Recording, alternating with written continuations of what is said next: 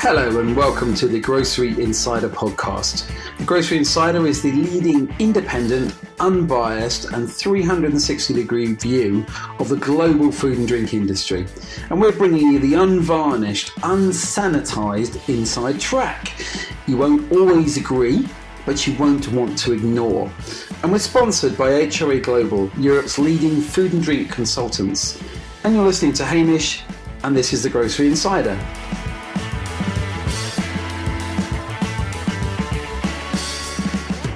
Hello and welcome to the Grocery Insider podcast, Season 2, Episode 2. And it gives me great pleasure to welcome Jonathan Kittow onto the show. Jonathan runs Simply Supply Chain. So this is a really deep dive into logistics and supply chain. It's one of those parts of grocery that has really stepped up in recent years. It was seen, I think, historically as part of operations. It was something that went on behind the scenes. But rightly now, it's being seen as an enabler, a platform, and something that, if it's neglected, it can have huge impacts on entire retailers and grocery chains. So it's a really relevant topic. And of course, at the moment, we have Brexit, we have lots of technologies improving, we have the march of data analytics into supply chain. There's a lot going on, and into that sort of maelstrom, I felt we should take Jonathan out and just have a quick brain check, really, on what's going on. So it's a really interesting deep dive into supply chain, and Jonathan has the gift of making things simple, which is fantastic. So it's really worth a listen, and I hope you enjoy it as much as I enjoyed recording it.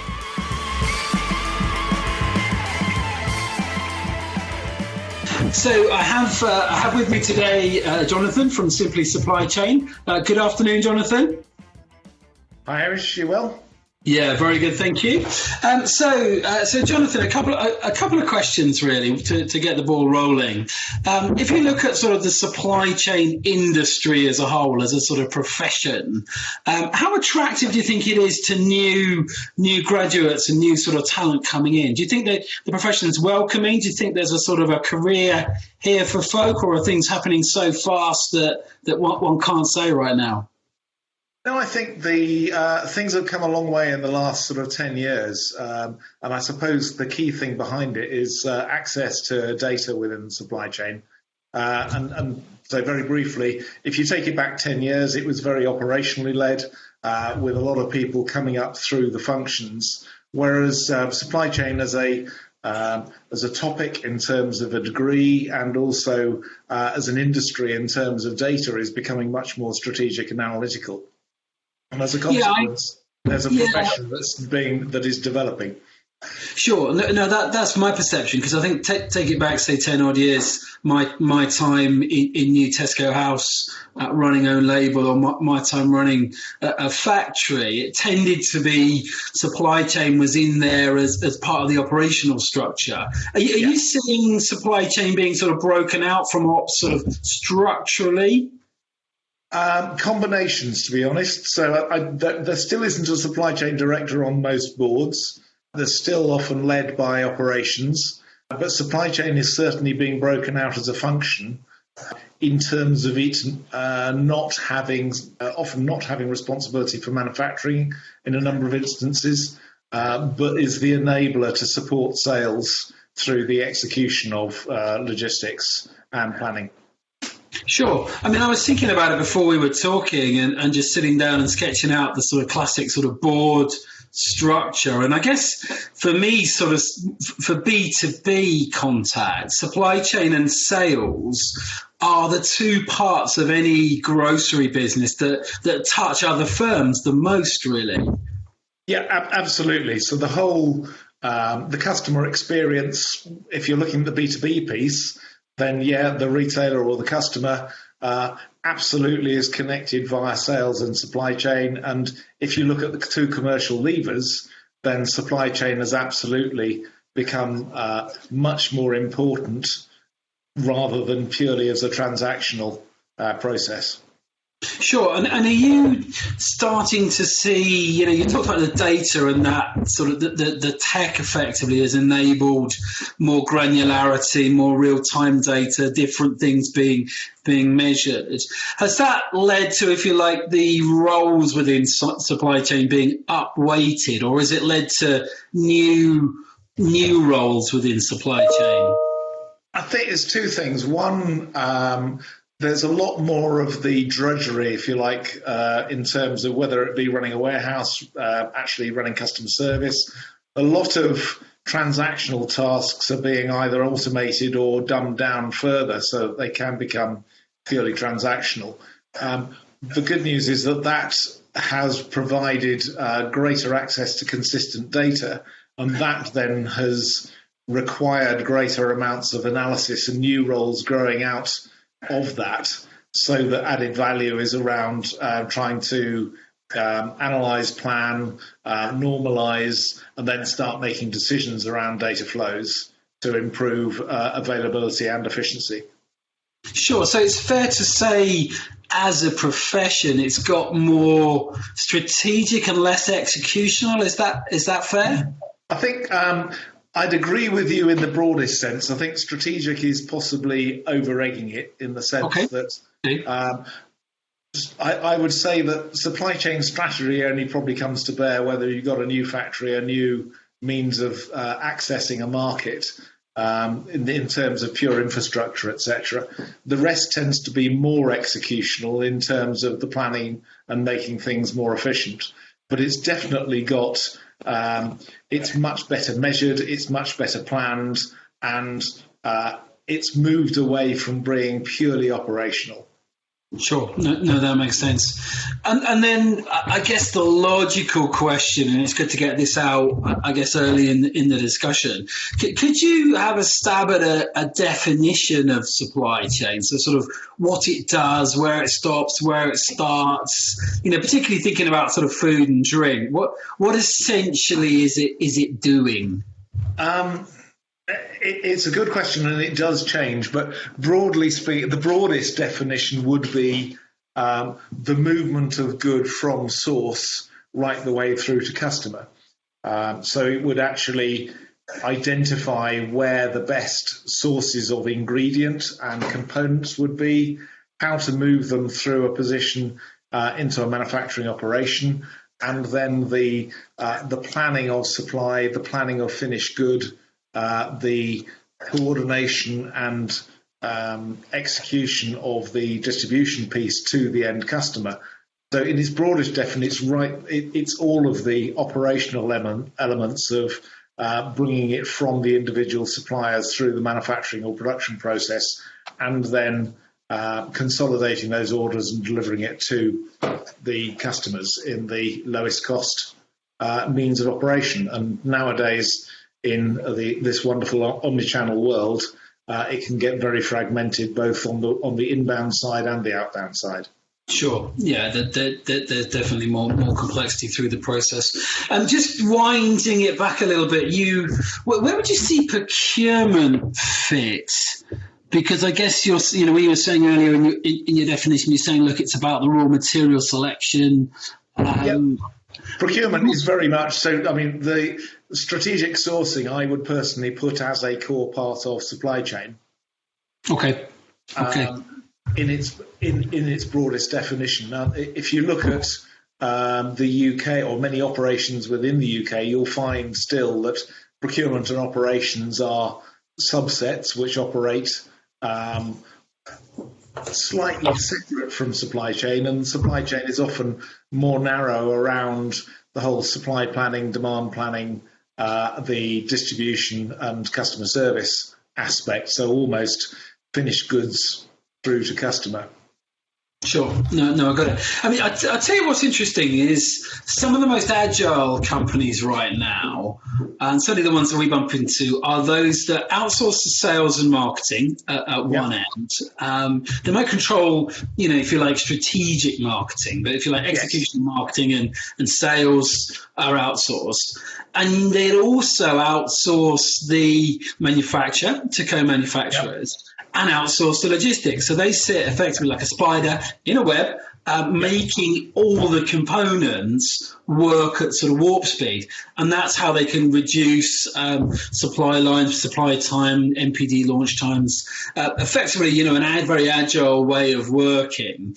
Is that something that you think is sort of new? Has it always been going on, or does it just feel like in food and drink now that's very much where a lot of the growth is coming from? I think it is from a point of agility. The question, I suppose, the bigger question is, how do you add the value through true innovation? It's difficult if you're reliant on pure R&D. Then developing that differentiation is the key point. If, however, you're wanting to try out new products swiftly, then and you've got people who have got a capability of manufacturing that meets your need, then you can clearly access third-party manufacturers, distributors, etc., to be able to deliver that speedily. It's more around how you differentiate the product, I think, in that case. Yeah, no, I get it. Do you think the third-party logistics providers are making it easier for, if you like, product-focused firms to do that? Do you think there's an easier in? Is it getting easier? I think it works where there is an existing relationship. I think where 3PLs aren't necessarily as good is their understanding of their suppliers' requirements and interpreting and then managing that effectively. So if you tell them exactly what you want and you know who you want because of what they're good at, then yes, you can plug and play, if you like, and get the service you require. If you want some intelligence provided as to how to get something to market and to play a proactive role with the customers, then I think you're typically overreaching their capability or their intrinsic capability. Got it. So they're good at doing what you ask them, provided you asking the right questions and building the right sort of channel plan, if you like. Yeah, so I think if you're very clear about what you need, then yes, you can play into that. If you're less clear on what you need, then they will offer you the world, but possibly not give you what you want. No, that makes sense. And then, sort of dialing that forward then, in terms of the fresh blood coming into supply chain, Are you seeing people coming straight into supply chain, if you like, from the data sciences, or are people still segueing across from ops? An element that I think combination. So I think there is definitely an influx of graduate, and there are a lot of companies trying to pull graduates into it. Supply chain's a funny one because unless you understand the detail of the operations, it's very easy to get stuck into the data without understanding the implications of the decisions that might be made. We have a number of companies that try and bring graduates through customer service as a first portal of what supply chain is about, just to give them some context of the operation before then pushing them into analytical roles. Got it. So they sort of rotate around some functions, particularly, I guess, product and retailer focusing on, or channel ones. Absolutely. And I think the bit that is almost unique to FMCG is this relationship with the retail customers themselves, which is unlike that in most other industries. Sure. Indeed. So that and unless you understand the pressures and the challenges that the retailer faces, it's very difficult to mimic that or get the experience of that. And I think, without doubt, the most successful companies that have strong supply chains are those that understands their customers as well as their consumers, and are able to therefore orientate their availability and growth plans around what they are capable of rather than just trying to market them to a consumer proposition.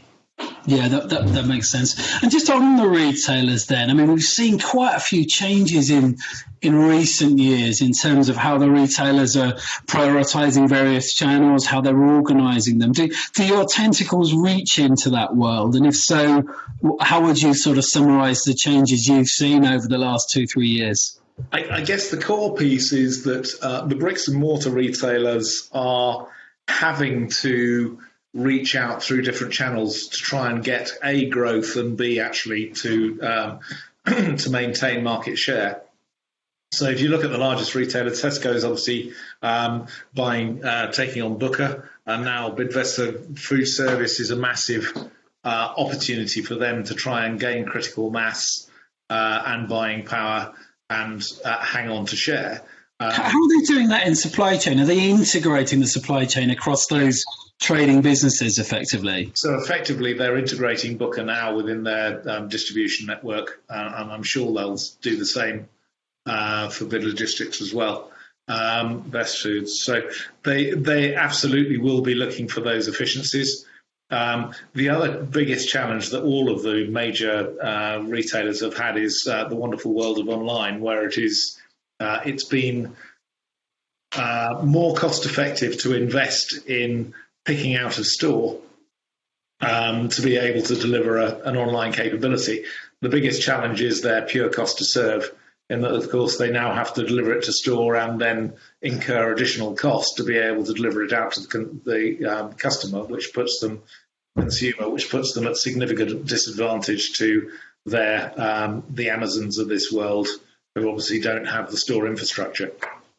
No, indeed. But you're starting to see the charging models, particularly around groceries, kind of change, aren't you, with a sort of more subscription-based offer. I mean, Tesco is obviously leading the way and one or two of the others. How do you think that will change going forward? Do you think there'll be more Amazon-esque, if that's a word, going forward, or will they find their own balance within it? I think they're all struggling to find their balance. And the key challenge is because they desperately need to hang on to market share and revenue, and therefore they have to try and continue to drive product through this mechanism. If it's purely cost per ship, then it is prohibitive, and it's all about trying to get a subsidised level of support for that avenue. I think the bigger question probably is, how might Amazon get into the grocery market in particular? It says it's been interested in doing it. It's not done it sufficiently well in any of its markets, US included, thus far. But it would be interesting to see whether Amazon did actually pick off one of the big retailers as a means of accessing the market directly. Yeah, it's interesting, isn't it? People have been talking about this longer than most of us realise, and it just hasn't happened in a meaningful way. They've made some inroads into parts of pharmacy, parts of health and beauty, but very much still on that online sort of territory, not getting big shipments. No, absolutely. They're not getting critical mass in procurement from even the big or there are very, very few large brands that have got full loads going into Amazon. Yeah, no, agreed. And coming out, of course, a large load of effectively low-value groceries doesn't fit their model.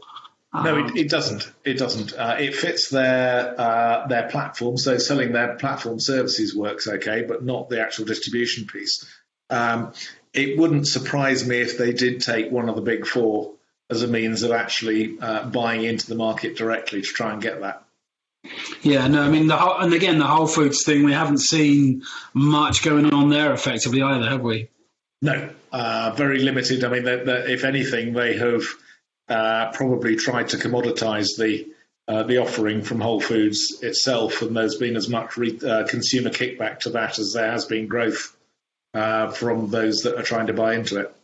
Yeah, it's a frustrating one, isn't it? The Whole Foods model, I love to shop there, but I would never do a grocery shop. And you wonder who does at the end of the day, other than the retail-tainment of it and the interest of it. I'm not sure there's big volumes being moved, and I guess that's the problem, isn't it?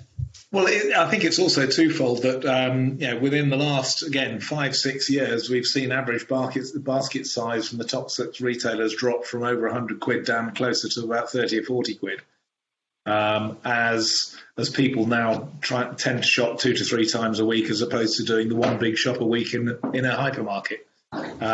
So that sort of tends to suggest that there might be an opportunity, but most people still go into the big retailers or the discounters to be able to do that twice a week shop. Sure. No, that's interesting. And just sticking with retail, I mean, the discount model has been, ideally one big drop to a shed in the middle of Germany, job's done, and the product will be sort of pumped out, in 12 countries, kind of identical looking.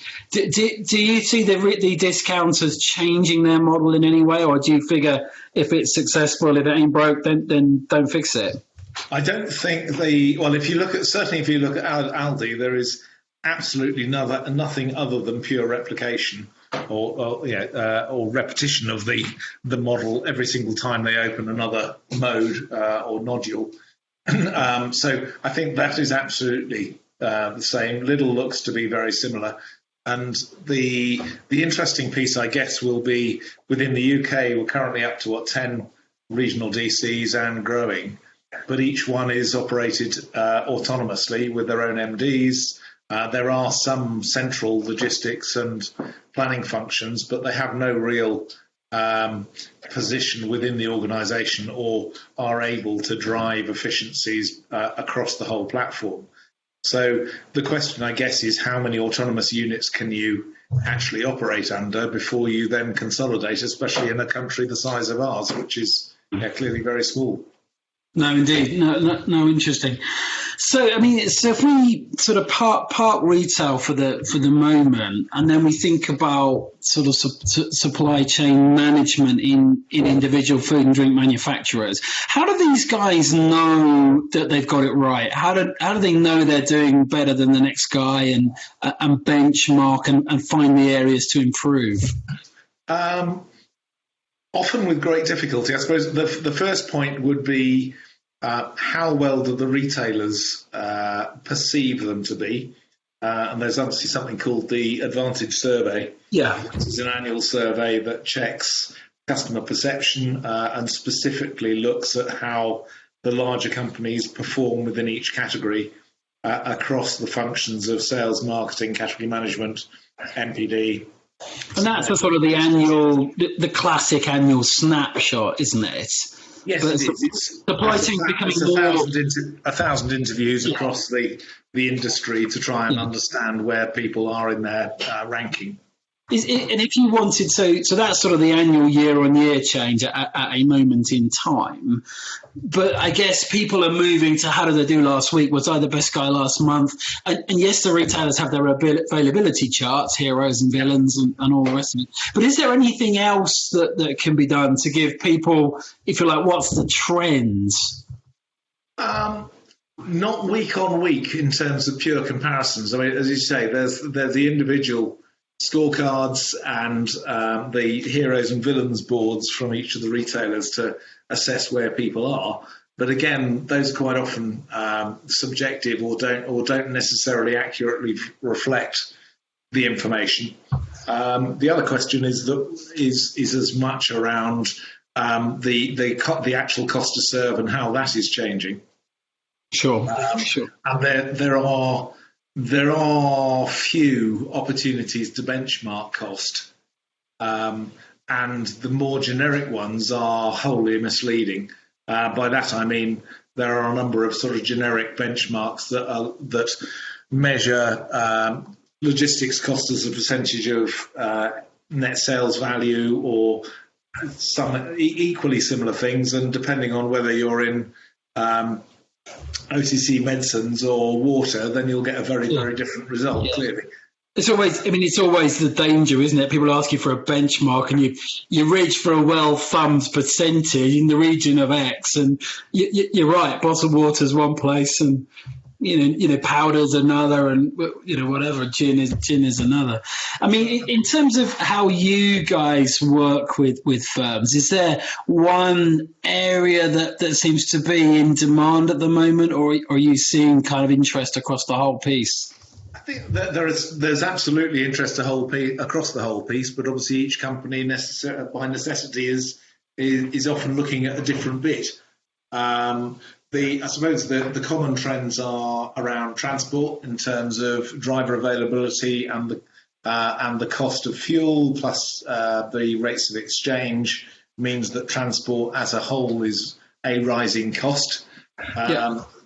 Also, with order sizes typically reducing, that's driving greater complexity and cost into the business. So, as it happens, we've developed a transport benchmarking capability within the UK that allows you to work out how cost effective you are, regardless of your profile, but allows a direct comparison against your peers. So that's a key and relatively easy one to tap into, because logistics is still the actual transport is still commoditized. And are you typically working at supply chain level, at board level? Do you work with sort of MDs? Where do you plug into firms? And mostly it's below board level, so it'll be supply chain director and logistics director most often. But it's more around, again, it comes back to what strategy, if you like. We tend to be more around operational improvement and cost reduction. But clearly to be honest, some of the best results we've actually had is where we've engaged at director level and been able to drive change, because at the end of the day, driving change within supply chain almost always involves cross-functional stakeholders. Yeah, you can't move the beast without 5 or 6 different parts being involved, can you? No, exactly. At the end of the day, we are talking about something that is intrinsically linked to sales, and unless sales understand their role in driving cost to serve, you're not going to get them to either change the behaviours or be aware of the unintended consequence of decisions that they make in isolation. So talking about behaviour change then, do you think the accounting within companies has progressed enough to pull out product costs and how they vary within different channels? Do you think that sophistication is where firms want it to be yet? I think the capability has been there for a very long time, but I don't believe the awareness or the appetite has necessarily been there. So cost to serve as a capability is absolutely available, but many don't see the benefit of doing it. And if you look in many commercial organisations, they're still looking at a percentage or a cost per case to try and determine what the supply chain costs ought to be. And clearly, again, that can be wholly misleading.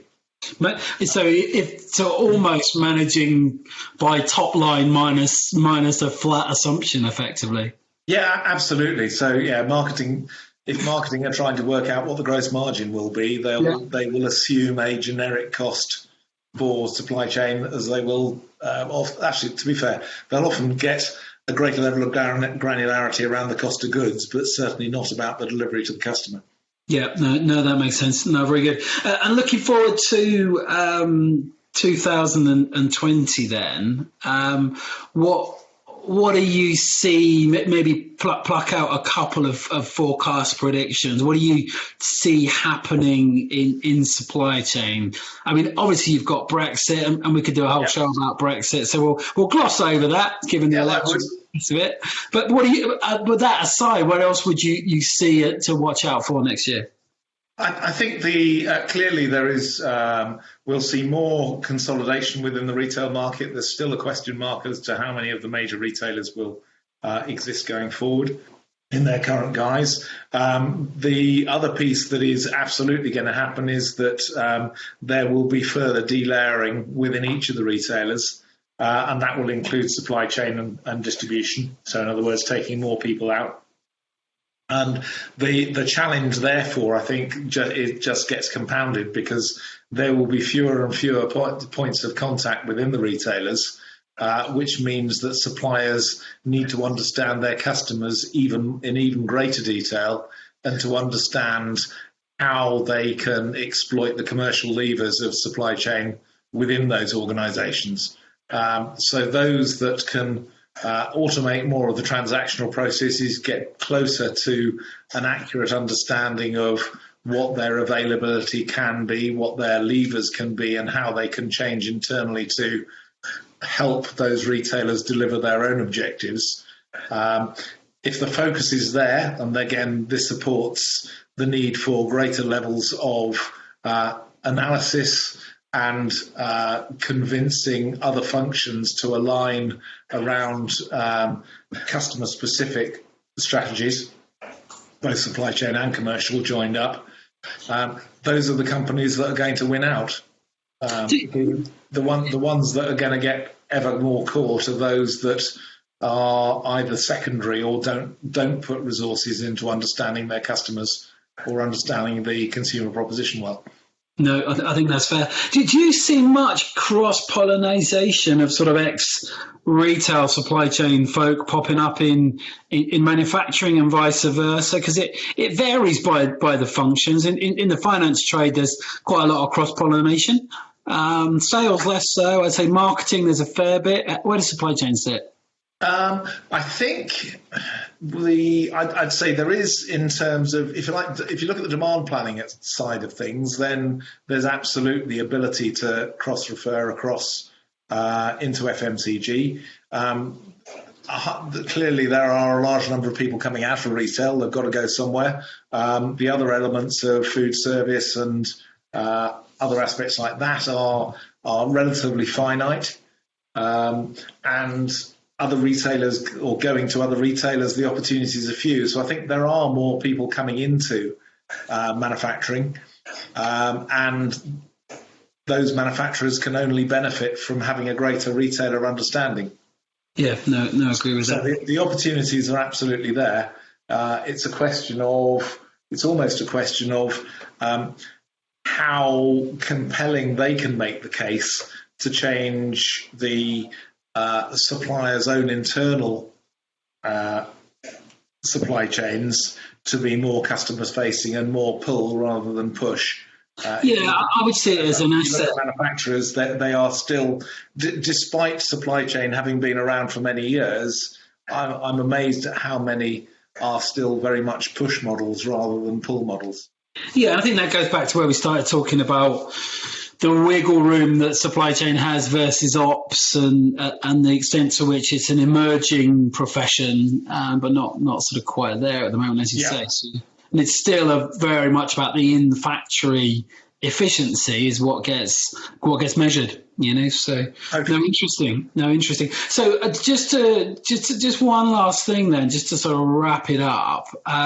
If you were a fresh-faced kind of grad starting out in supply chain, what advice would you give, that person as they're sort of contemplating a stint in supply chain? Where's the best place to start? What is there a part of supply chain they should focus on because it's one for the future? What would you say? It's a difficult one, because I think, as I've already said, in a sense, the best thing you can do is get yourself into the unglamorous part of the supply chain to start off with, whether it be customer service or in a store or anywhere where the interface with a consumer or a customer shows you the importance of getting it right. So by that I mean understanding how consumers purchase, understanding how customers purchase and manage their orders. It's such a high pressure world, and almost all retailers spend all of their time managing problems, and supply chain is more. We'll never get away from the fact that we're fundamentally managing problems. The more you can understand how those problems are, the better that you'll then be able to work out how to prioritize your time from analysis to try and limit the number of problems. And therefore getting some on the floor experience before you go into an analytical role, I personally think is invaluable. I agree with that. I think so. It's kind of what I'm hearing you say is you earn your right to the keys to the ivory tower of supply chain by working your shift on the front line. So you understand the consequences of the decisions, the options that you have, and try not to. Absolutely. I think This may sound like a slightly sort of patronising to millennials comment, but I think there are a lot of people that go in and are incredibly strong, capable analysts. But prioritising what you need to do is not around how clever you can manipulate the data. It's around what's going to have the greatest commercial effect. And you'll only get that by understanding what your customers need and what their capabilities are, and working towards those rather than trying to fix all ills too quickly. No, very good. No, I completely agree with that. Great. Well, look, thanks for your time, Jonathan. I really enjoyed that. And I'll be eyes on 2020 to see if your predictions come true. Absolutely. Okay, well, here's hoping. Brilliant. All right, thanks for your time, Jonathan. Thank you. So a massive thank you there to Jonathan. Really interesting topics. We got under the skin of a huge bunch of things there in terms of how he got started in the profession, what his advice would be, where we go with third-party logistics, data analytics, and all the rest of it. You can see why we're excited about this as a topic, because it's live and it continues to move and develop. So really interesting, and I'm sure we'll be digging into that at some episode in the future as well. So, but for me, thank you very much for listening. So do keep your reviews rolling in. However you send them in, we do read them and we do action them. We look to improve. We love talking to folk in food and drink. This is our world, and it was great recording this show, but we also will open to suggestions as to who we should have on the show next. So if you fancy coming on, or you think that you'd like us to interview someone, let us know, and we've already actioned a few of those already. So thanks for listening, and we look forward to speaking to you again in episode 3. Goodbye. Thanks to our guests this week. Please leave us a follow on Instagram and tweet us at #TheGroceryInsider. We love to hear your feedback, good, bad or indifferent. So if you have any questions or ideas for future shows and how we can improve, please drop us a line at hello@thegroceryinsider.com. That's hello@thegroceryinsider.com. Leave us a review on iTunes. There's plenty of good feedback on there as well. And we aim to get episodes out in batches, in little series, every couple of months. And so you'll be hearing from us very soon. We're ably supported behind the scenes by Alex. Say hello, Alex. Hello. Alex is our sound engineer extraordinaire and also helps with research and securing our guests, which is greatly needed.